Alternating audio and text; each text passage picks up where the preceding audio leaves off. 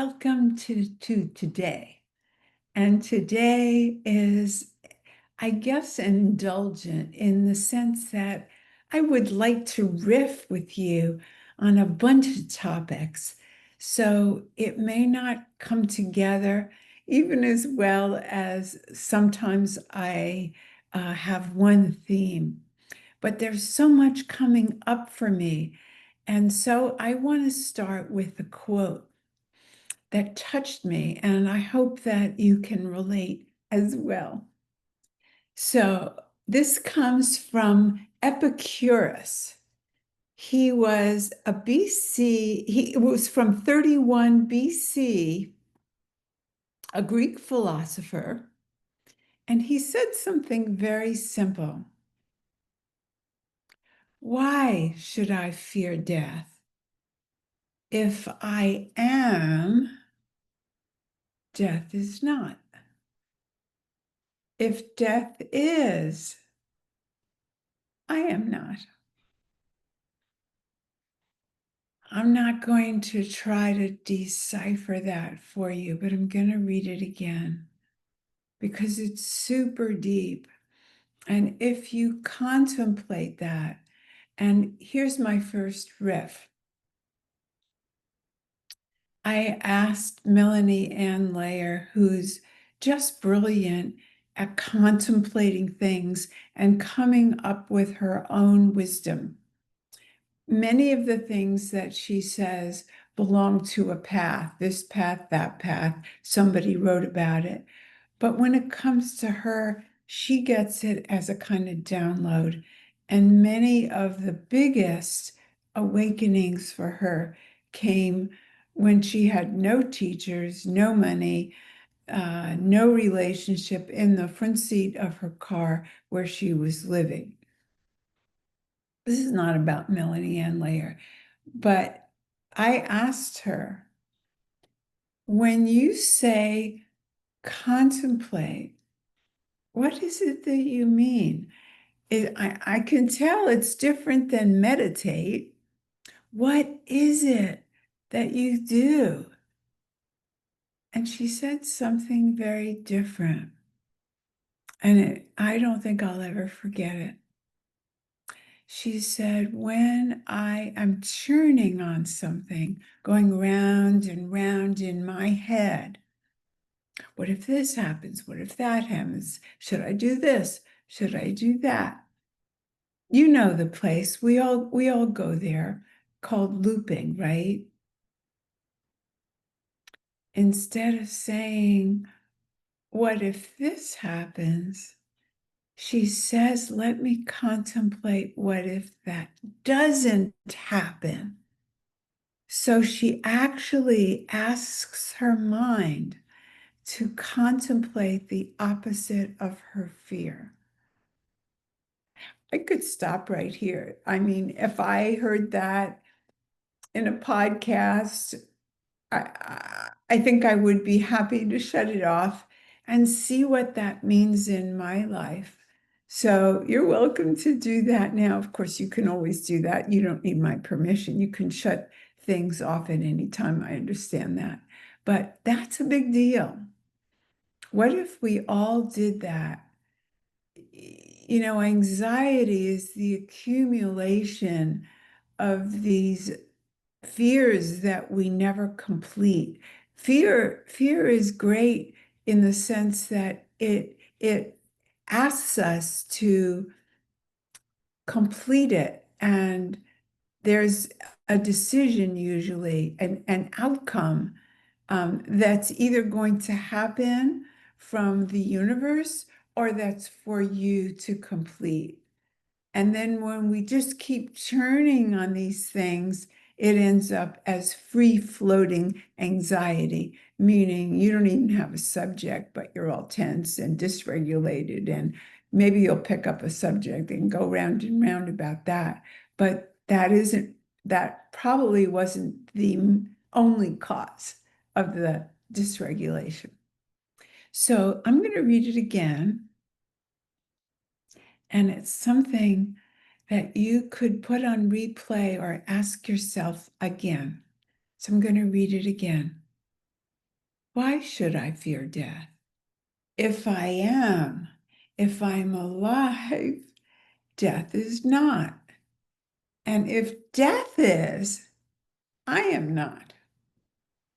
So it really struck me that we have been dealing with this subject of fearing death all this time.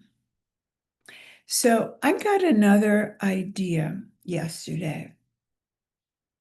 And what I've had a little trouble with is people that say when he made his transition then the trouble is only when they're saying it to not say he died.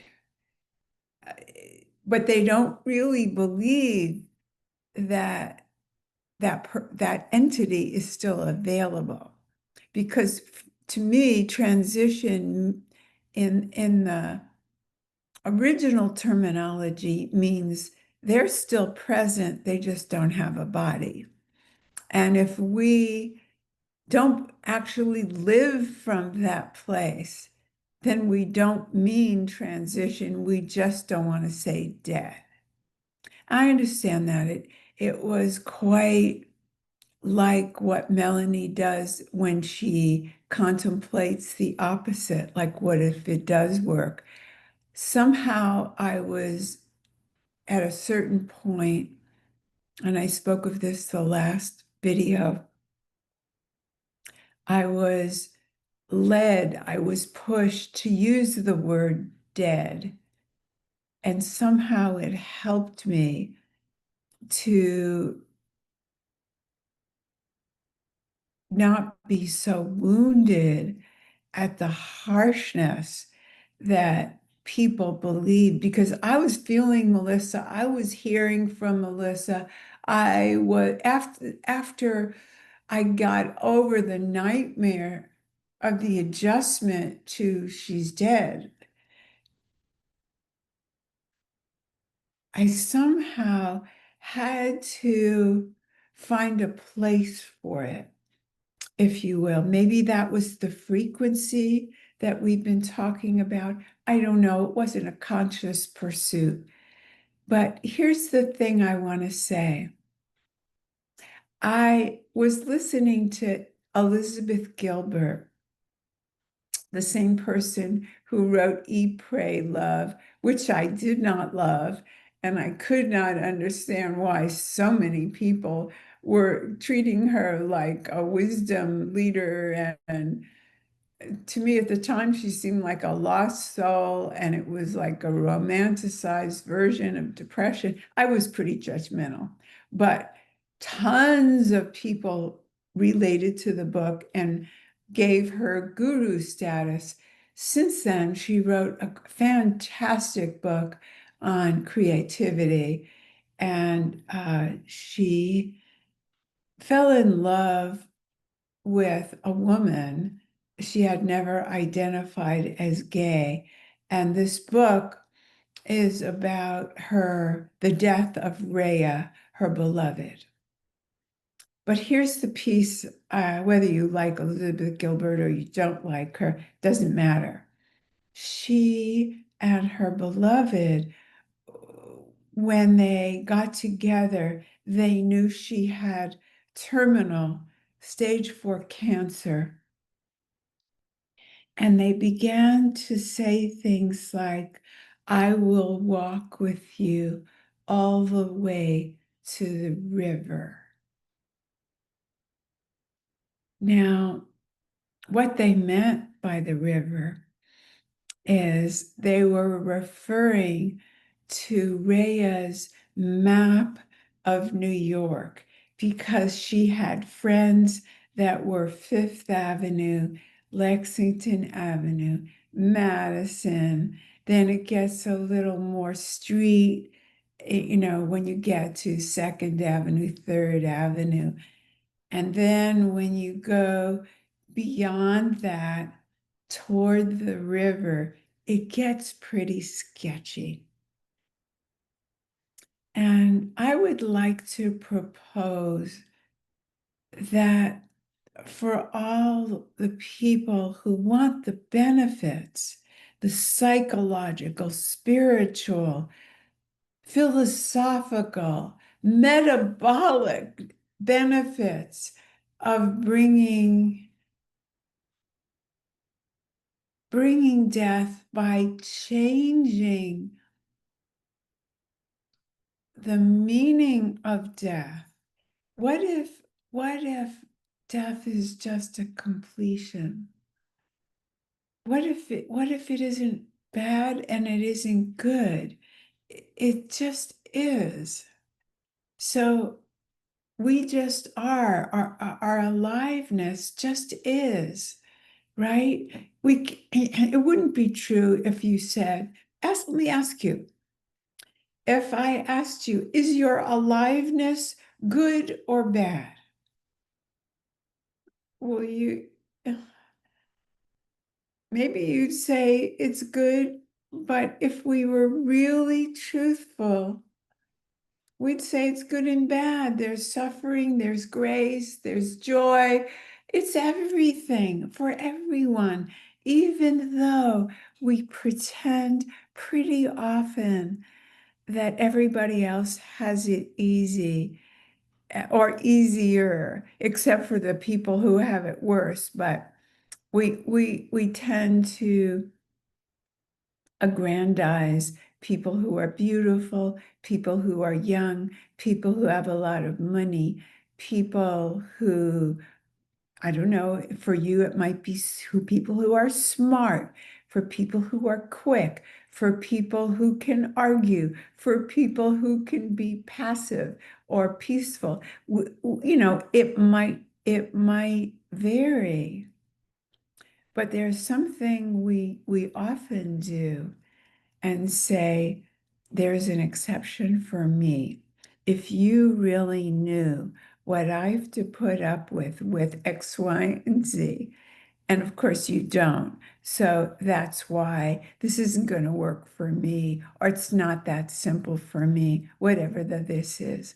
Do you know what I'm talking about? We all have that. I mean, I had it, used to have it. If you only knew my issues with eating, of course you would understand why I'm in torment. But I'm not going to tell you I'm in torment because I shouldn't be, because I have degrees and I'm a psychotherapist and I'm esteemed in excuse me, in my profession, and I have a waiting list, so you can't know that I'm tormented, right?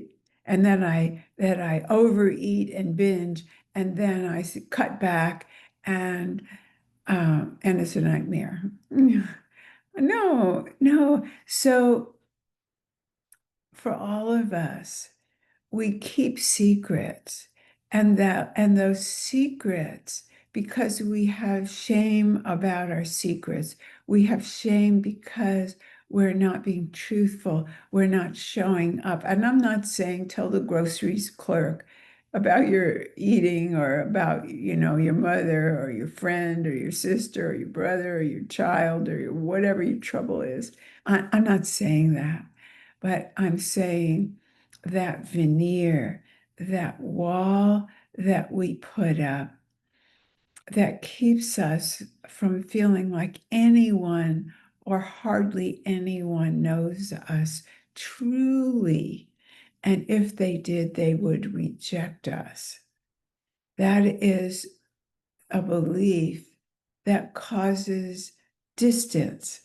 So Rayya, back to the book, and Elizabeth, or Lizzie, as she likes to call herself, would make vows no matter how many troubles. And I'm only in the beginning of the book, and I don't know if it's a good book. I've been compelled to read it, and I know Oprah picked it, and it's as real as she knows how to be at this stage. She reveals herself to have been and is an addict on relationship, and she takes the one-to-one intimate relationship to an extreme where she I'm not going to get into what it was, but she reveals some pretty ugly stuff that other people might think are ugly, but draw us in to know her because we have our things we're not proud of that we would call ugly. So what I'm getting to, what is the value? So you see in their metaphor of I will go with you to the whole way to the river. And I think that's connected to the title of the book. She's using, you could call it a euphemism, but a euphemism, to my knowledge, has the connotation of I can't deal with the real word, and so I'm going to use this. What if we used it just to soften the conversation about the inevitable river? And when you know that the river is coming soon, it's, you get a stage 4 diagnosis. You do live life differently. Almost everybody who gets one of those diagnoses tells us we've heard it. We've all heard it. I'm grateful to the diagnosis because I have lived so differently. Why do we have to wait for the diagnosis? We could do it sooner. So if it helps, we're not avoiding, we're not denying that we're going to talk about death. But what if we agreed, at least with ourselves, so we could open to the benefits?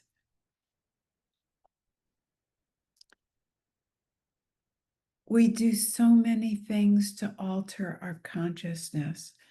We meditate, we eat well, we go to ashrams or meditation retreats, or go to self-help courses and teachers and mindset work every morning.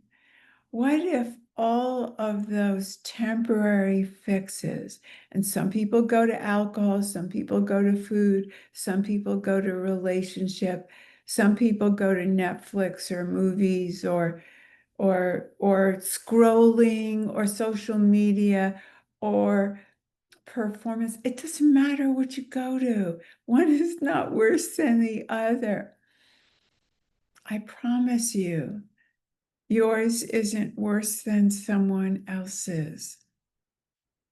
But what we all want is a connection to ourselves and to what life is. We could call that source.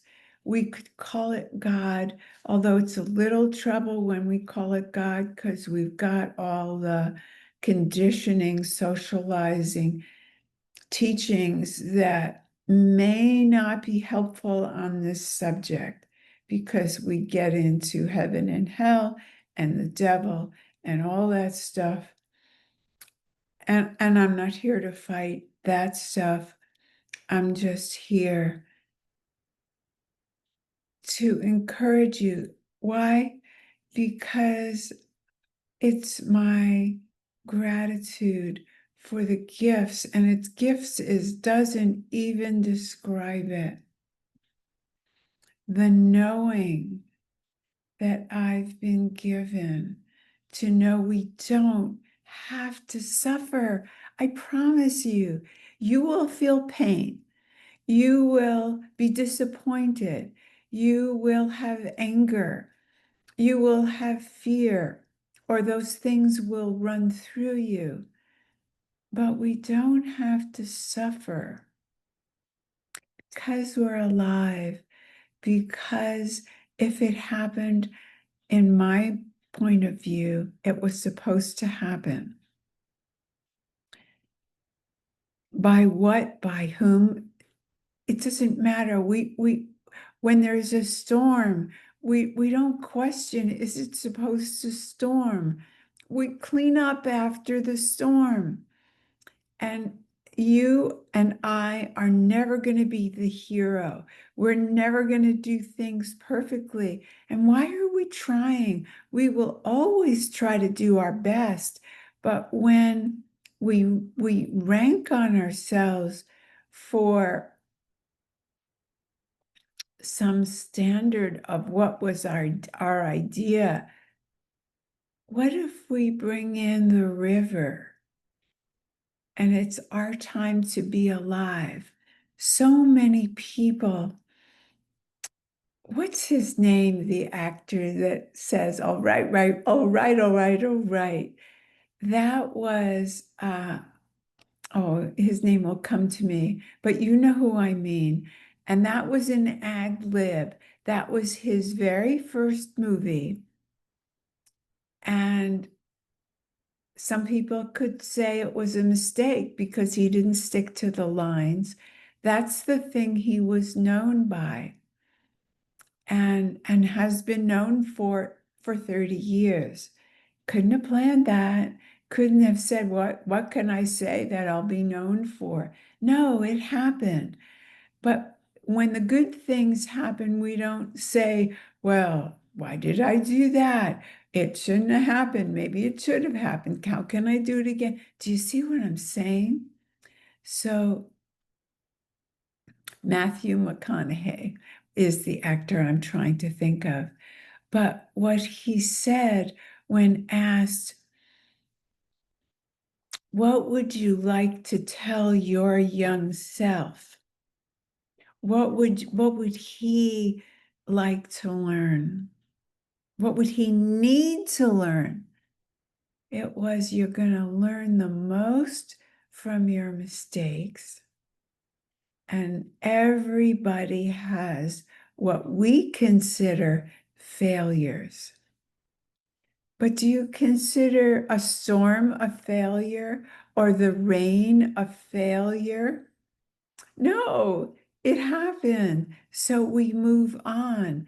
You didn't make yourself alive. I mean, some people believe because of their choice that they created their life, but it was some more things. And it was the coming together of a sperm and an egg, plus the universe allowed for it to happen. And maybe there was a soul inside that wished to be born. But was that soul really more important than all the rest? Or maybe it was a confluence. So I'm offering you today, even though it seems a little bit silly, can we talk to each other, to ourselves, as long as we need it, until the sting, the false attributes we've given to death? Because I'm not saying death is good. I'm saying death is.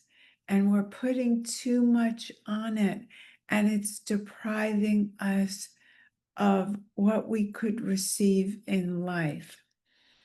And I'm going to have to spend weeks and weeks or some long time before I can actually convey all of the uh, imponderable benefits of my change in consciousness. What do I mean? I mean that if you said to me before Melissa died, would that be the worst thing that ever happened to you? And I would say yes, absolutely. And when it happened, I did feel like it was the worst thing. And I want to say in this riff that however you grieve is the right way for you. Anderson Cooper put it on hold, and he tried to strategize living without too many tears and too much grief. chances are he's a 5 on the Enneagram, more of a mental type, and tried to control the grief. Can you see how it was perfect for him if he is a 5?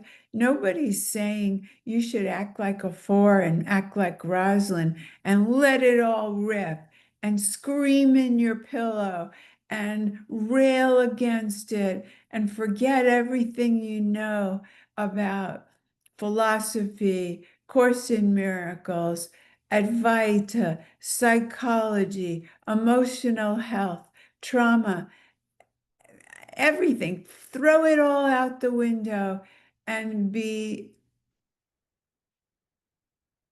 I don't know what you'd call it, just barely functioning.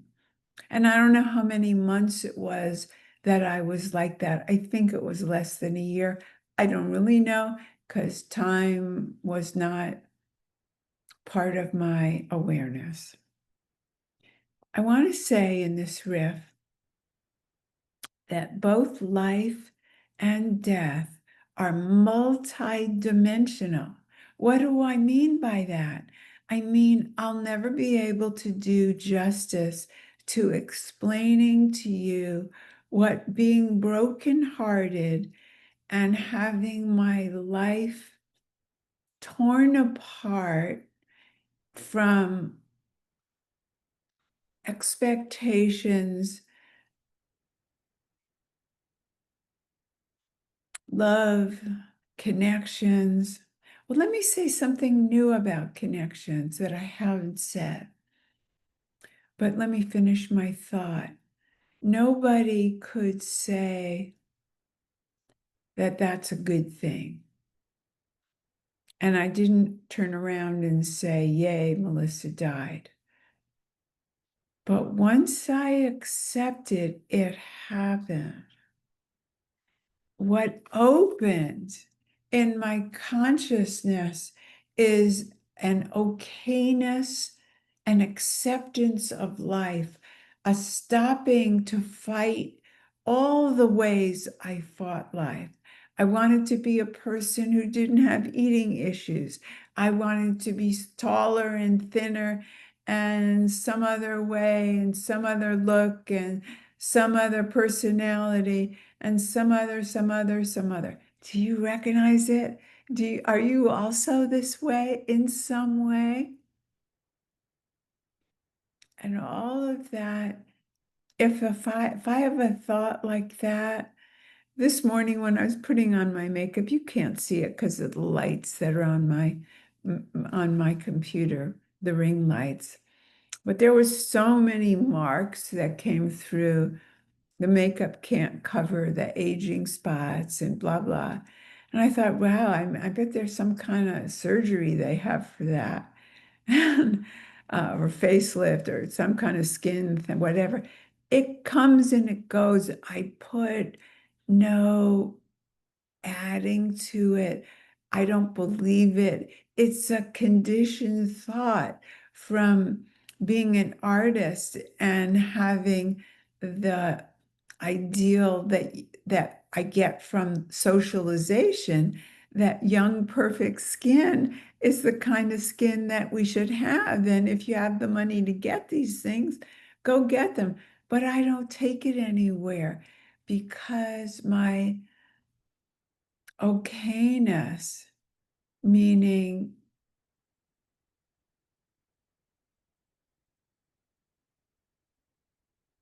my connection to the beyond. That's what okayness means to me. I'm now connected up to something more than marks on the face, more than this 78-year-old body. Do I love every change that comes with aging? No, but I don't hate it either.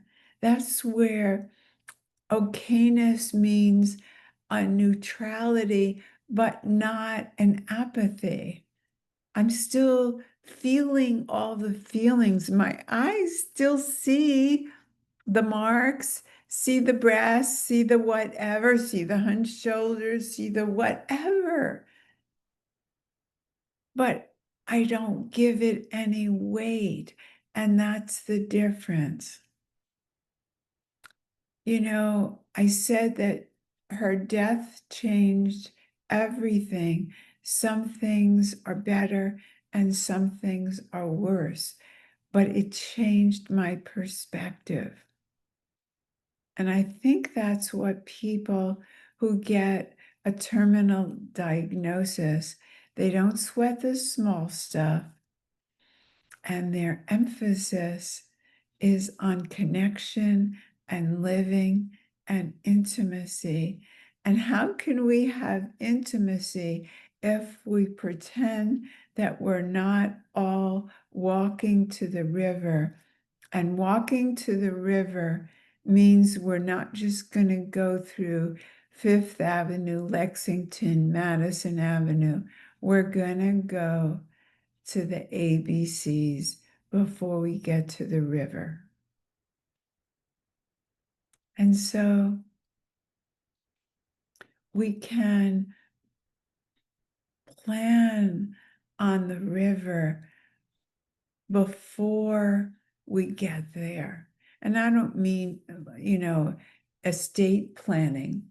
I don't mean that. We can do that too. But I mean our consciousness when we're right fighting, when we're trying to get the next thing before we celebrated all that we already received.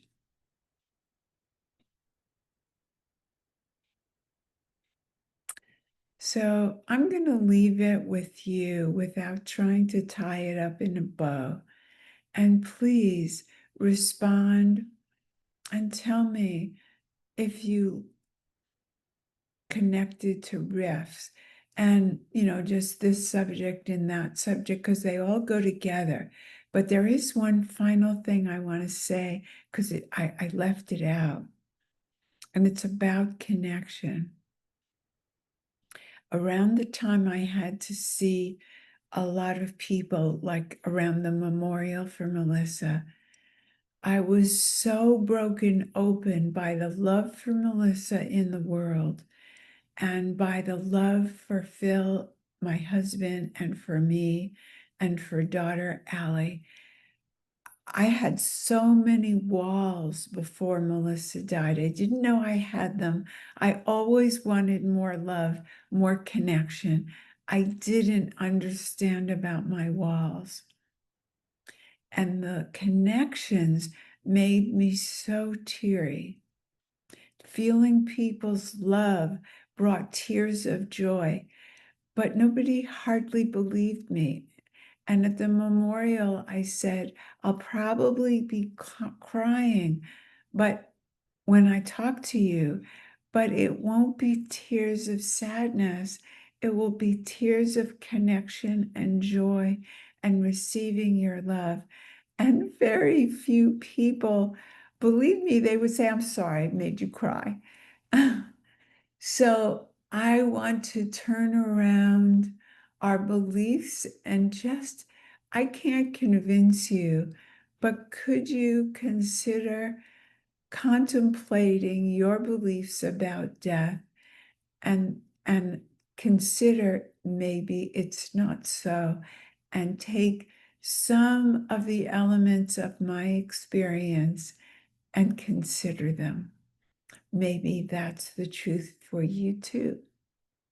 Bye for now.